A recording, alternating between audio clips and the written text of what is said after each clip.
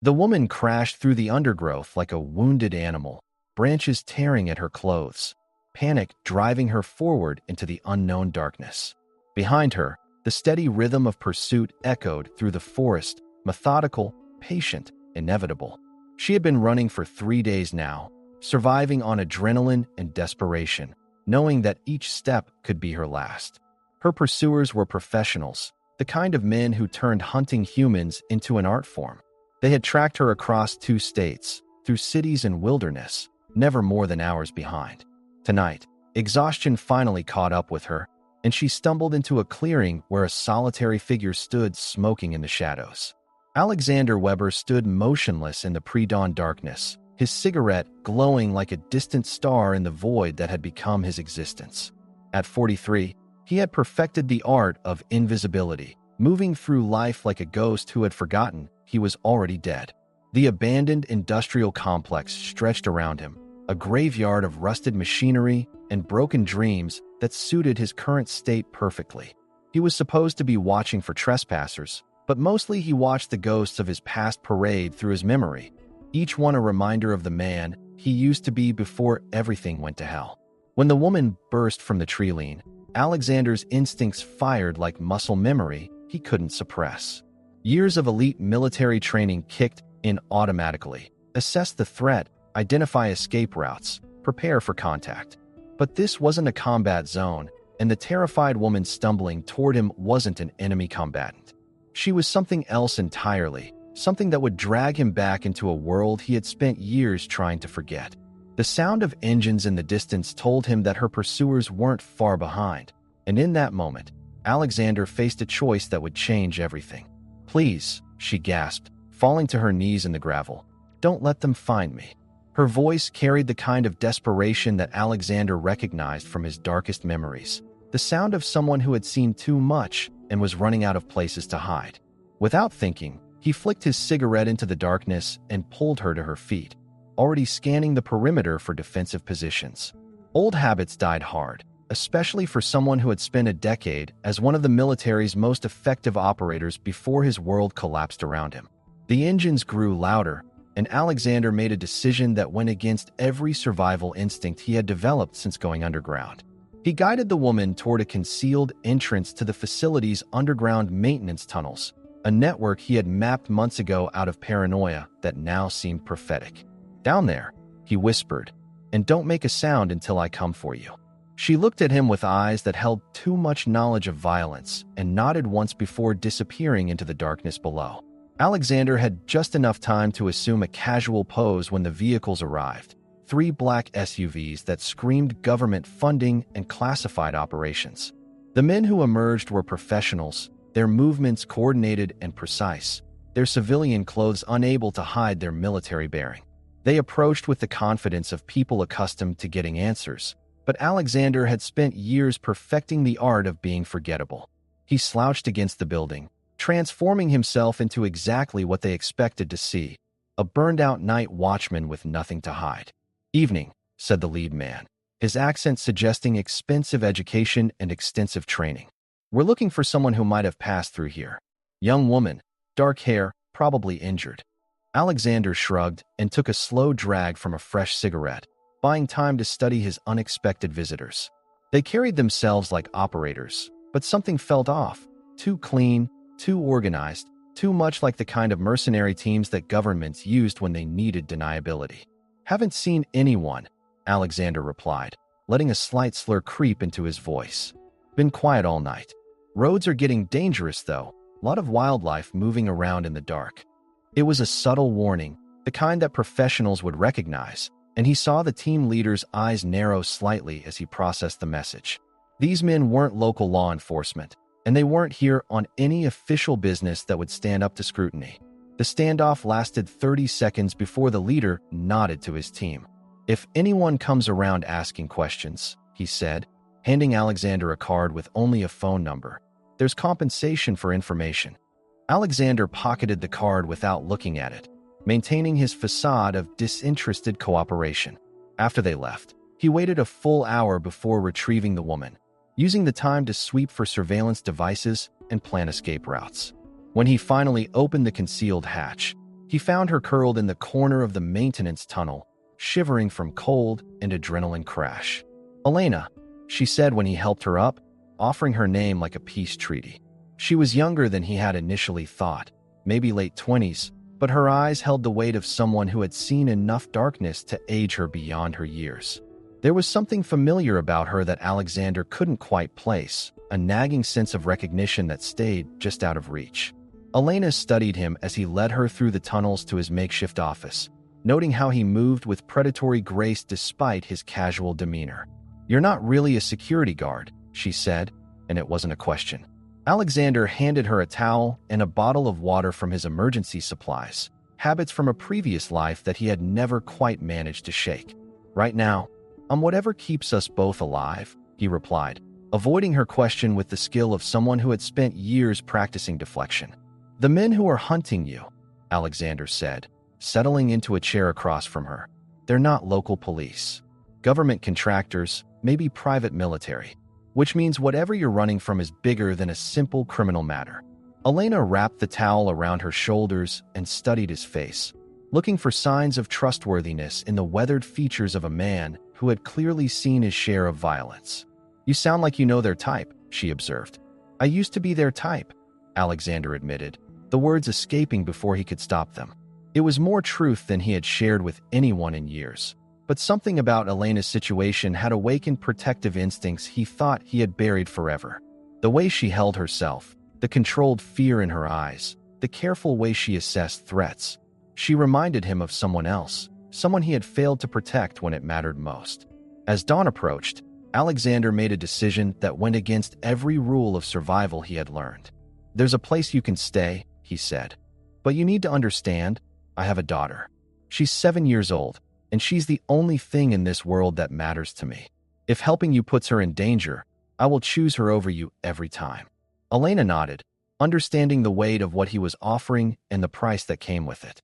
Sophie Weber was already awake when they arrived at the small cabin, her backpack packed and ready by the door. At 7, she had inherited her father's survival instincts and his ability to sense danger before it arrived. "Bad men again, Dad?" she asked with the matter-of-fact acceptance of a child who had learned that life was unpredictable and sometimes required running. Alexander knelt to her level, his expression softening in a way that Elena found both heartbreaking and revealing. "Just for a little while, Princess," he said, using the nickname that always made Sophie smile despite the circumstances. "We're going to stay with Margaret until things settle down." Margaret was a retired Army medic who asked no questions and could be trusted with Sophie's safety, one of the few people Alexander still maintained contact with from his former life. The handoff was quick and professional, but Elena noticed how Alexander's hands shook slightly as he kissed his daughter goodbye. The safe house was a cabin in the mountains, isolated and defensible, stocked with supplies that suggested Alexander had been preparing for this kind of situation for years. As they settled in for what might be a long siege, Elena finally began to explain why she was running. "My father was David Mueller," she said, watching Alexander's face for recognition. "He was a military intelligence analyst who uncovered evidence of illegal operations being conducted by defense contractors." Alexander's face went pale at the name, and Elena knew she had found the connection she had been looking for. "He was killed 3 years ago," she continued, "right before he was supposed to testify about war crimes being covered up by the government. I've been continuing his investigation, trying to expose the truth about what happened." She pulled out a battered notebook filled with codes and names, evidence that had cost her father his life and was now putting her own in jeopardy. "Operation Blackwater," Alexander said quietly, recognizing one of the mission codes in Elena's notebook. "I was there. I was part of the team that was supposed to extract assets before the situation went public."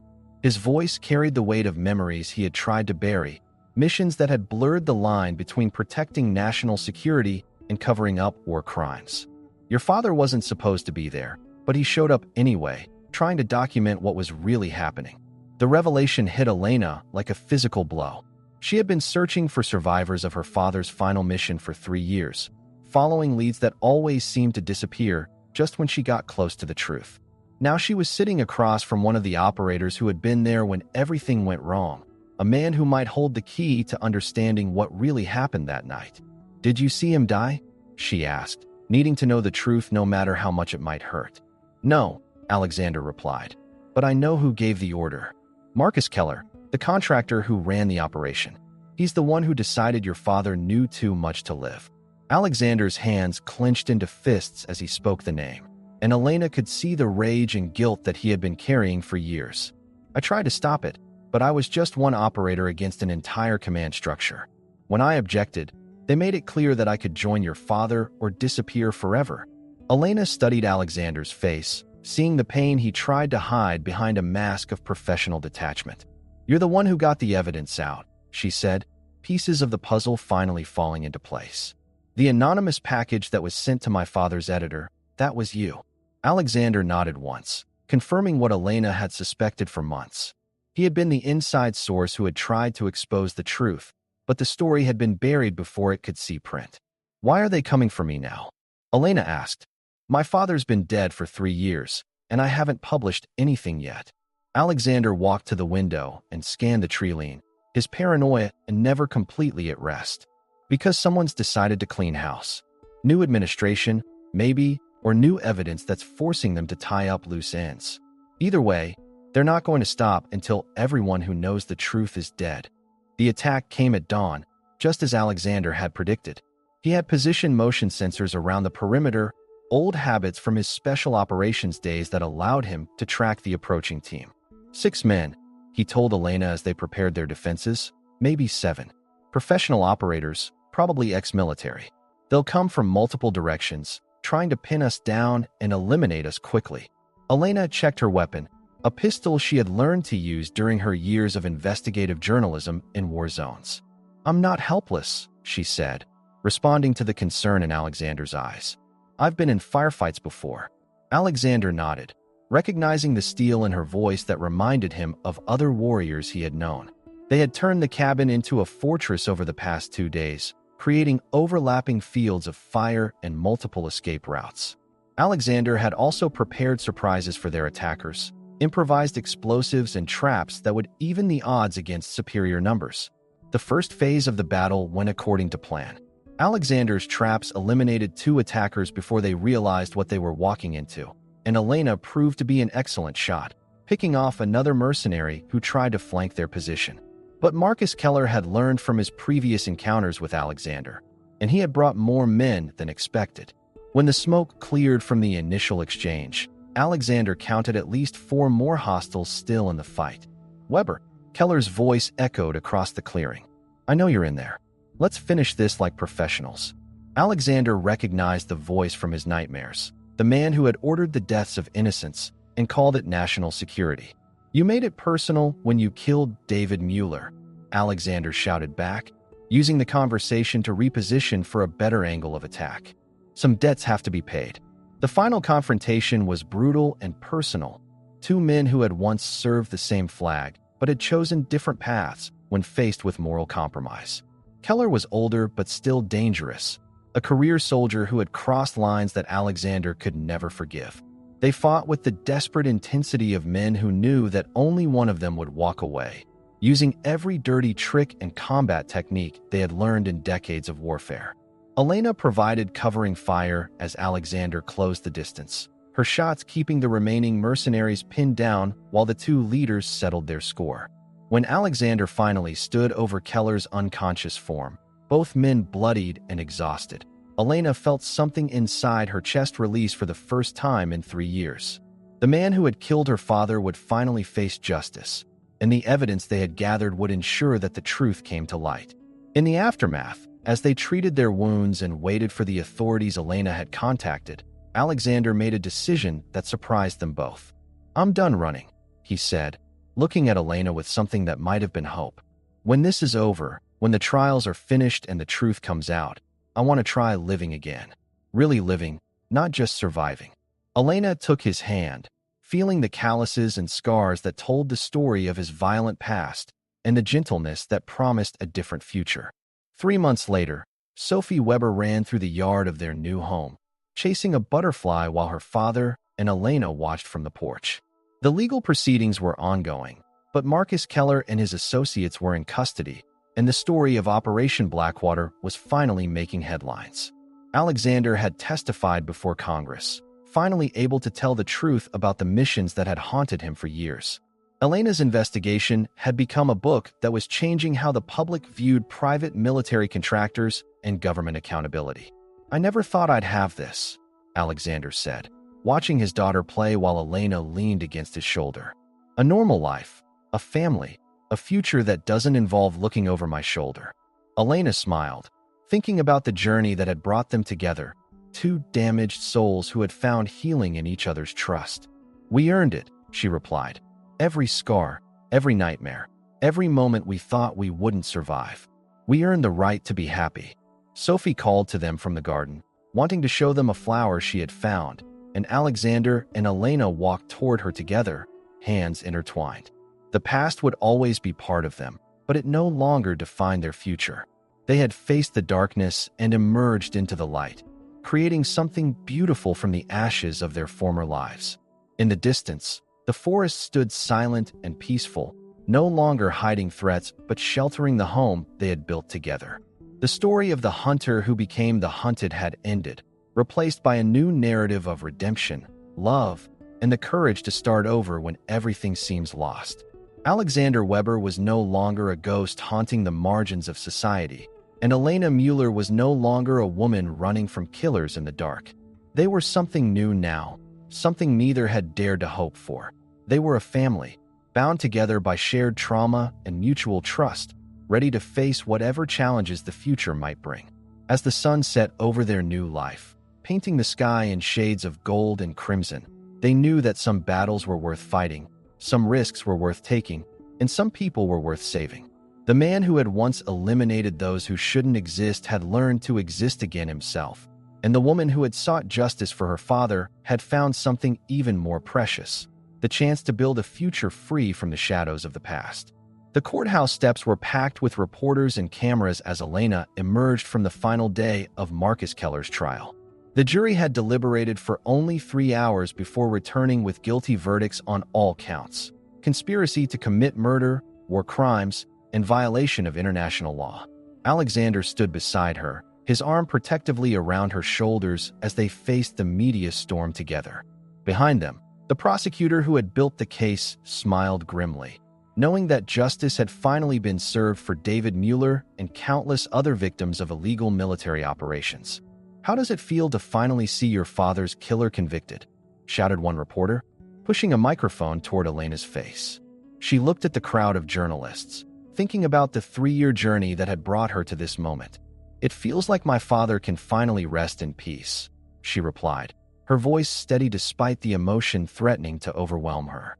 "But more importantly, it feels like we've prevented this from happening to other families."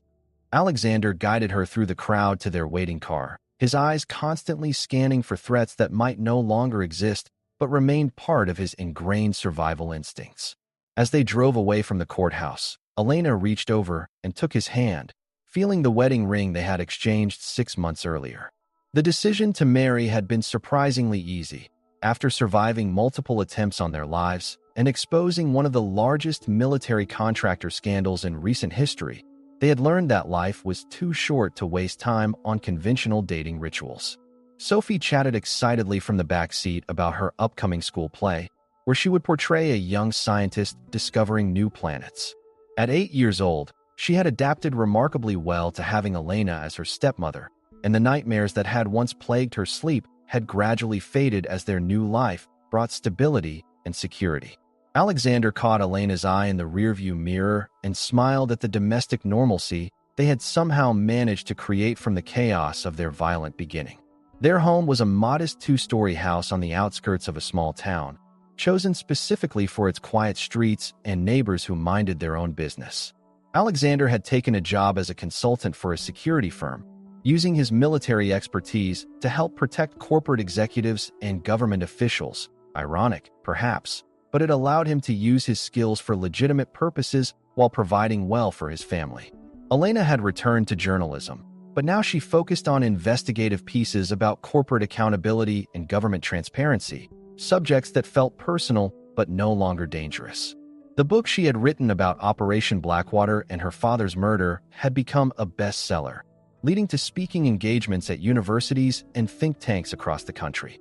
More importantly, it had sparked congressional investigations that resulted in new oversight regulations for private military contractors and better protection for whistleblowers. David Mueller's sacrifice had not been in vain. His death had ultimately saved other lives and brought accountability to a system that had operated in shadows for too long. That evening, as they sat around the dinner table sharing stories from their day, Elena noticed how Alexander's shoulders had finally relaxed, how his eyes no longer constantly swept the room for potential threats. The hypervigilance that had kept him alive during his military years and their time on the run was slowly giving way to the comfortable awareness of a man who felt safe in his own home.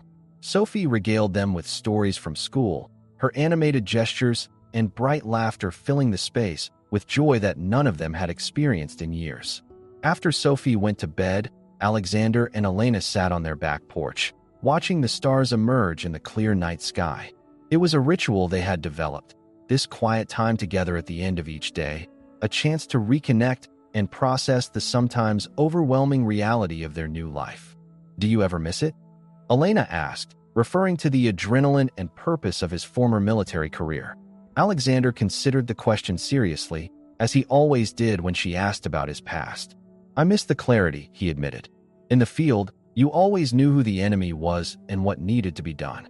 Real life is messier, more complicated." He paused, watching a plane's lights blink across the dark sky. "But I don't miss the constant fear, the paranoia, the way violence was always the solution to every problem. I like this better, building something instead of destroying it, protecting through presence instead of elimination." Elena curled up against his side, marveling at how this man who had once been one of the military's most lethal operators had become such a gentle husband and father. The transformation hadn't been easy. There were still nights when nightmares woke him, still moments when loud noises made him reach for weapons that were no longer there. But therapy had helped, and more importantly, having people to live for instead of just survive for had given him a reason to heal rather than simply endure. "Sophie asked me something interesting today," Elena said, her voice thoughtful. "She wanted to know if we were going to have more children, maybe give her a little brother or sister." Alexander felt his heart skip a beat at the suggestion, a future he had never dared to imagine suddenly seeming possible. "What did you tell her?" he asked, trying to keep his voice casual despite the hope that was suddenly blooming in his chest. "I told her that was something the grown-ups needed to discuss," Elena replied with a smile. "But I also told her that families come in all different shapes and sizes, and that the most important thing was that everyone in the family loves and takes care of each other." She looked up at Alexander, seeing the question in his eyes that he was too afraid to ask out loud. "For what it's worth, I think Sophie would make an excellent big sister." The conversation that followed was quiet and serious. Two people who had learned not to take the future for granted discussing the possibility of bringing new life into a world that had shown them both its darkest corners. They talked about their fears and hopes, about the kind of parents they wanted to be and the kind of world they wanted to build for their children. By the time they went inside, they had made a decision that felt both terrifying and wonderful. They would try to expand their family, to create something beautiful and innocent despite the violence and trauma that had brought them together. 6 months later, Elena stood in their kitchen, staring at a pregnancy test that showed 2 pink lines. Her hands shook slightly as she processed the reality of what this meant, not just for her and Alexander, but for Sophie, who had been hoping for a sibling since they had gotten married. When Alexander came home from work that evening, Elena simply handed him the test without saying a word, watching as his face cycled through shock, joy, and a protective determination that made her fall in love with him all over again. Sophie's reaction was pure, uninhibited excitement. She immediately began making plans for teaching her future sibling everything she knew about science and soccer, and she insisted on helping Elena set up the nursery with the seriousness of someone entrusted with an important mission. Alexander watched his daughter's enthusiasm with wonder, amazed at how this child, who had once lived in constant fear of sudden relocations and dangerous strangers, was now eagerly anticipating the arrival of a baby brother or sister. The pregnancy progressed smoothly, and as Elena's belly grew, so did their sense of wonder at the normal, domestic miracle they were experiencing. Alexander found himself reading parenting books with the same intensity he had once applied to military manuals, determined to be the best father possible to both his children. Elena documented every milestone, every ultrasound, every moment of this experience that felt like a gift they had never expected to receive. When little David, named for Elena's father, was born on a snowy winter morning, Alexander held his son for the first time and felt something inside his chest heal completely. This tiny, perfect human being represented everything he had fought for without knowing it: hope, innocence, the possibility of a future free from the violence and trauma that had defined so much of his adult life. Elena watched her husband cradle their son with infinite gentleness, and she knew with absolute certainty that they had built something beautiful from the ashes of their past. Sophie proved to be an exceptional big sister, patient and protective with baby David while maintaining her own vibrant personality and interests. The four of them settled into the rhythms of family life: sleepless nights with a newborn, family dinners filled with laughter and conversation, quiet moments when Alexander and Elena marveled at the ordinary miracle of their existence.